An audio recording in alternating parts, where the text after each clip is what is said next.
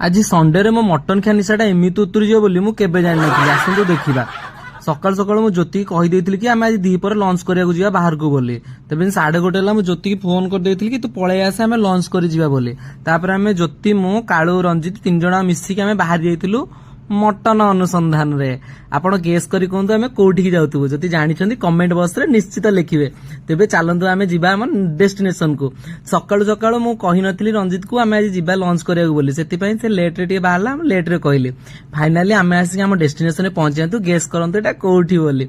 तापर आमे कोन करथिलु 2 plate mutton आ 1 plate chicken मगेई देइथिलु। भाई रे मो एक्सप्रेशन टिके देखंतु। मटन टा देखिया को तो बहुत सुंदर थिला। झोल भी ग्रेवी भी तो ठीक थिला।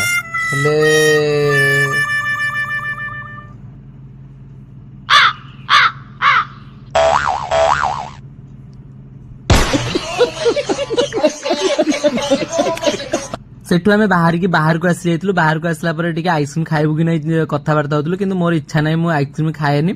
आपण टिके कहबे त आपण से जगह को केथर जाइछन्ती आ मटन खाइछन्ती ना नै। जदि खाइछन्ती मते कमेंट बॉक्स रे निश्चित कहबे आ केमिति लागिला मते निश्चित लिखिबे। मु आपनको अपेक्षा रे रहउची। पुडी देखा हबो नेक्स्ट ब्लॉग रे। Tata bye bye.